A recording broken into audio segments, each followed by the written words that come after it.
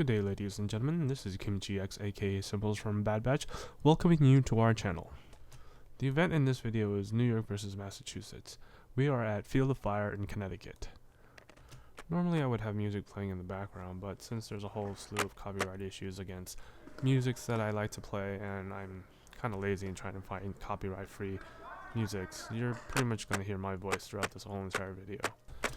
Since I normally don't care about shooting people in these types of events, I'm just going to show myself shooting my marker because T15 did a pretty good job of firing consistently throughout the day. So I'm just going to do a quick review of that through this video rather than comment on what happened throughout the day, because you can see what happened throughout the day. I'm shooting my marker. That's it. Just enjoy the marker being used.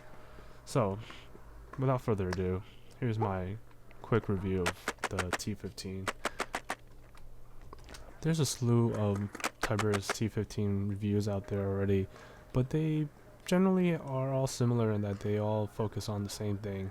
I'm gonna focus on the things that people don't really notice until you go out in the field and play with the marker for a while. The first thing that I realized, which was very important to me, was the mag release button.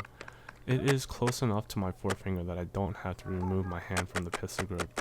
The M17 and the 468 both have mag release buttons that's pretty far from my forefinger that I would have to physically remove my hand from the pistol grip to press the button and then bring my hand back. I think that's kind of an annoyance, and it's not really good if you have really small hands, and that does make a difference when you're in a serious firefight and you don't want to spend too much time fumbling trying to release the mag button. But I guess some people don't have that issues, and they do make mag release extenders, but having to have that extra piece of hardware in order for the mag release button to work is kind of an annoyance to spend an extra $20-$30 for that. It shouldn't be that hard for a person to release the mag. In the T15, the mag release was very smooth and easy, and reinserting the mags were very smooth and easy to use, and I enjoy that very much. The second thing that I realized is that the T15 is a very light marker. Once you remove all the base components like the shrouds and the Tiberius specific barrel, the T15 is lighter than the M17 and the 468 once you remove it down to its base components. This is actually very helpful when you specifically turn the T15 into a CQC marker, which when I did that, it was super light, and basically when I'm on the field and I'm switching from my left to my right hand, I am not tired just holding my marker up throughout the whole entire game, or basically the whole entire day.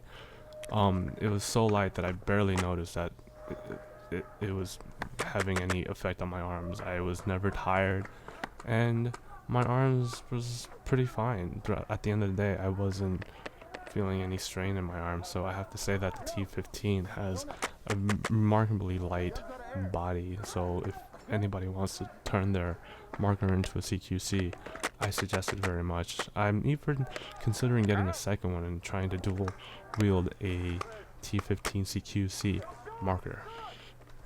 The third thing that I really liked about the Tiberius T15 is that Tiberius specific barrel, the chamber where the paintball fits into. I feel like that's an added benefit that people don't really realize, because of the fact that if a paintball breaks, it's contained within that barrel and not within the marker itself.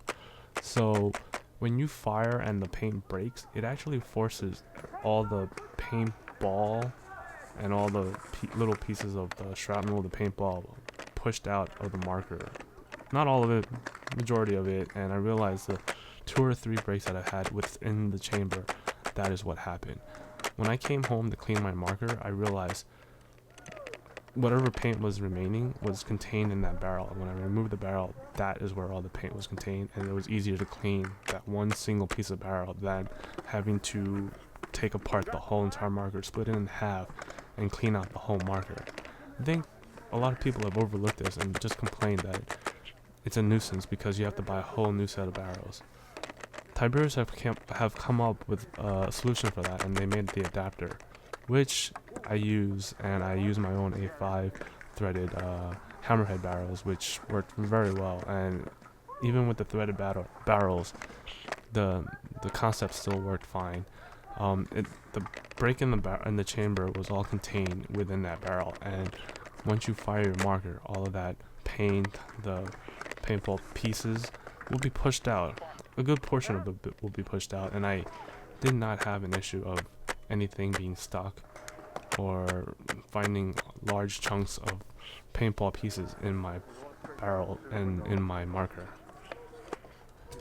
Overall, I had a very positive experience with T15, and I enjoyed the breakdown and the cleanup and the reassembly. It actually took me less than 30 minutes to do everything, which included cleaning out the paint in the barrel and whatever paint was remaining that was on the bolt, and everything else was very quick and easy. I didn't even have to run any water through the top chamber of the upper receiver of the marker, and I just took a swab and just swabbed the upper receiver, and that was it.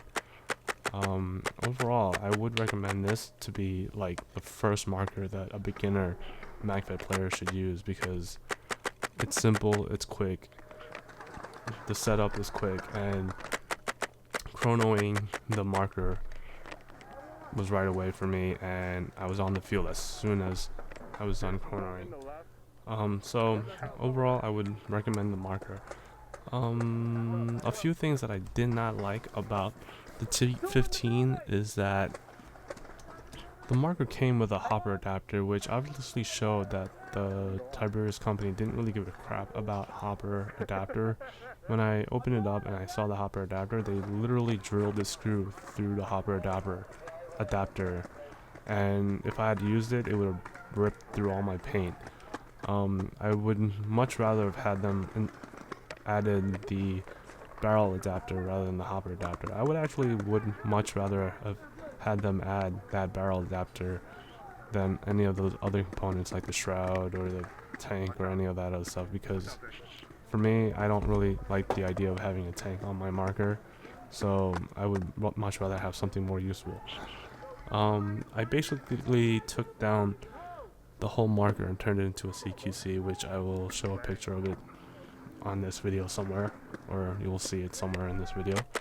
But that is the one thing that I really did not like. Other than that, I'm pretty sure there's other people out there that will say what they didn't like about the marker. I mean, for me, it worked flawlessly. I didn't have a problem. I don't really care about the I didn't really care about like the full auto feature. It didn't really concern me because on the M17 I barely used it, and when I did use it, it didn't really work out very well. So full auto didn't really bother me.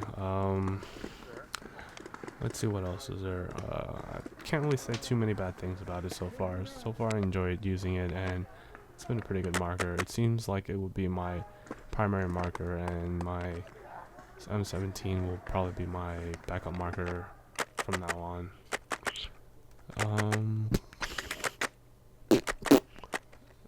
That's all I really can say about this marker. It's actually a pretty great marker. I really do wish that in order to bring the price down, they should have brought a CQC version of it. As you can see in my marker setup, the CQC version would probably sold a lot better than having to wait for this setup that they have. The shroud that they added is too heavy and bulky. It's really I don't know, aesthetically unpleasing to my eye. They have a barrel cover, which was kind of pointless to me as well, which I didn't quite understood that. That could have been removed as well. That seemed like a dumb thing to add. I like the ring option, so we can install any shroud that we want. But I actually took that off since the shroud that I have uses a barrel nut anyway, and I have a really short shroud. Other than that, Tiberius could probably just make a simplified version, CQC version, and bring the price down, and I think I probably would buy another one. Since I have a minute or so left, I would like to thank the organizers of the event and thank Maximilian for the action shots that he did of myself and my T15. The pictures are at the beginning and at the end of this video. I hope you stuck around until the end. Um, I guess my next video will be about the M17, my personal opinion, and probably what I feel about it. Observations of issues and uh, what people should do with the M17. Just because I feel like it's not a beginner's marker. A lot of people have had issues with it, so that's pretty much what I'll be getting into in my next video. Probably it won't be a video, but more of just me talking, since I won't have a new paintball video until like in the middle of January. So I hope you'll stick around for it. Thank you.